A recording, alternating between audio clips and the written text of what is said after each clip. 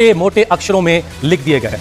आम राम ने बेचा या रहीम ने, यह सबको पता होगा, लेकिन किसके बाग से आया, किसके हाथों ने तोड़ा और किसके ट्रक ने बाजार तक पहुंचाया, इससे कोई फर्क नहीं पड़ता। सियासत यही चाहती है और यही हो रहा है और यूपी में नाम बदल रहा है। जिन लोगों ने जमीन के धंधे के साथ जुड़ करके पर्यावरण को नुकसान पहुंचाने का काम किया और भूमाफिया बन करके लोगों को ठगने का काम किया, ऐसे भूमाफियाओं के खिलाफ भी कार्रवाई करके एफआईआर लॉन्च कराते उनके खिलाफ कार्रवाई की गई। सुप्रीम कोर्ट तक लड़ करके लखनऊ विकास प्राधिकरण ने आज इसे खाली करवाया है और खाली करवाने के बाद जहां पहले अकबर नगर के नाम पर यहां पे पॉल्यूशन का एक माध्यम बना हुआ था, आज वहां पर भगवान श्री राम के छोटे भाई लक्ष्मण जी के नाम पे सौमित्र वन का आज यहां पर गठन हुआ है। ये जो जितने भी पेड़ लगाए जा रहे हैं ये सौमित्र वन ही हैं, ये सौमित्र वन के ही हो रहे हैं। हरशंकरी के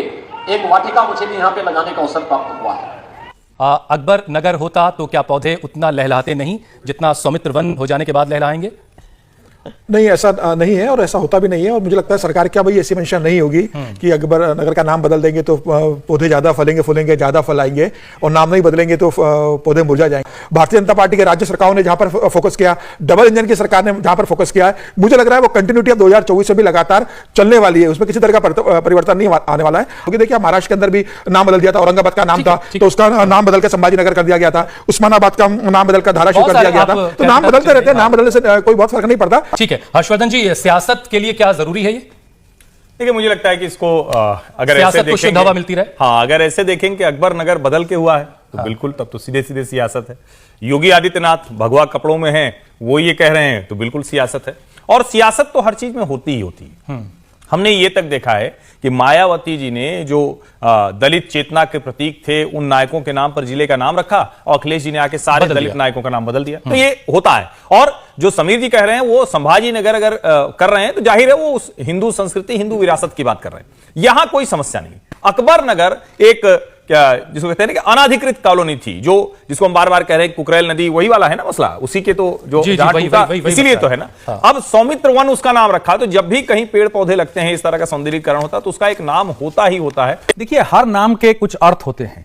अगर निरर्थक या अनर्थ वाले नाम हो तो उसमें समस्या हो सकती है। अगर वन लग रहा है, लखनऊ का नाम लक्ष्मण जी के नाम पर है, अगर वहां एक वन, इसलिए मैंने बताया कि लक्ष्मण जी की याद भी दिलाई, तो इसलिए सौमित्र। और वन में देखिए लक्ष्मण जी का कैरेक्टर क्या था, अपनी शादीशुदा जिंदगी को परित्याग कर एक बड़े भाई ने एक संकल्प लिया पिता के वचन के निभाने का कि 14 वर्ष वन में रहेंगे, और तो वो एक ब्रह्मचर्य का पालन करते हुए वन में जैसे उन्होंने जिंदगी बिताई है। अगर उस समय हमारे पर्यावरण वाले वन नहीं होते, वनों में पशु पौधे नहीं होते, पक्षियां नहीं होती, या वनों में खाने वाले फल फूल नहीं होते, शुद्ध पानी नहीं होते, तो क्या रामचंद्र जी, लक्ष्मण जी और सीता जी और ऐसे अनेक ऋषि मुनि जो तपस्या करते थे, क्या वो वन में होते? तो अगर वो भाव पैदा करने का है, हिंदुत्व का मतलब हमारे यहां यह हो जाता है कि हिंदुत्व जो है एक मजहब है जो दूसरे मजहब के विरुद्ध है। हिंदुत्व नहीं है, वो एक जीवन लाइफ है, एक जीवन शैली है। अगर लक्ष्मण जी परित्याग के प्रतीक हैं, अपनी पत्नी को, शादीशुदा पत्नी को छोड़ करके 14 वर्ष जा रहे हैं, यहां तक कि उनको बाण लगता है तब भी डर के नहीं भागते हैं कि कौन इसमें फंसने जाए, तो ये बड़ा प्रेरणा है। अगर उस वन से ये प्रेरणा मिलती है तो ये तो होना ही चाहिए।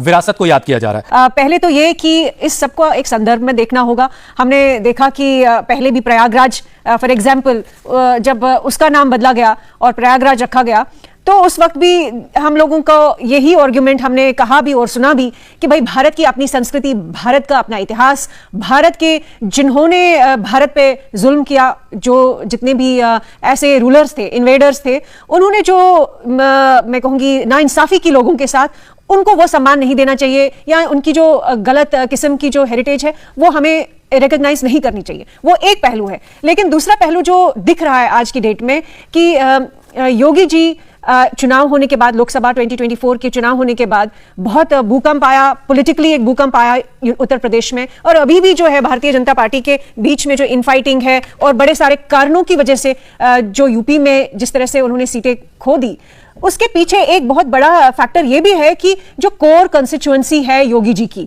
या भारतीय जनता पार्टी की, वो कहीं ना कहीं नाराज है। तो क्या अभी जो ये नाम बदल, इससे उनको साधने की कोशिश हो रही है? बिल्कुल, मुझे लग रहा है कोर कंस्टिट्यूएंसी को। लेकिन प्रयागराज को लेकर जो आपने बात की, बहुत सारे लोग उसमें ये कहते हैं कि प्रयागराज जो पहले से मौजूद था, उसके अलावा एक इलाहाबाद शहर बसाया गया और एक नया शहर कोई बसाया जाए और उसका नाम कुछ अच्छा सा रखा जाए तो इसका ये ज्यादा वेलकमेबल होगा और इसका ज्यादा स्वागत किया जाएगा। एक बात ये बहुत ज्यादा विपक्ष की तरफ से और दूसरे लोग बहुत कहते हैं, लेकिन उस शहर को लोग प्रयाग ही कहते हैं, उस शहर को कोई इलाहाबाद नहीं कहता है। और दो तरह तरह की मतलब अगर उस शहर के नाम को कहेंगे तो तथ्यात्मक तौर पर और एकेडमिक्स के तौर पर जाना चाहिए। एक तो ये कि इलाहाबाद जो दीने इलाही जो अकबर ने चलाया उसके नाम पर उसने रखा। दूसरा, चूंकि इला जो माता सरस्वती उस नाम से भी उसको जाना जाता है, जो इलावास इलाहाबाद जो बाद में अपभ्रंश होता हुआ चला गया, तो दोनों ही नाम है। लेकिन जब हम उस शहर की बात करते हैं तो भारद्वाज ऋषि का आश्रम, संगम, जहां यज्ञ तप हवन दुनिया भर का शास्त्रार्थ, उसके लिए तो प्रयागराज के नाम से जाना जाता है।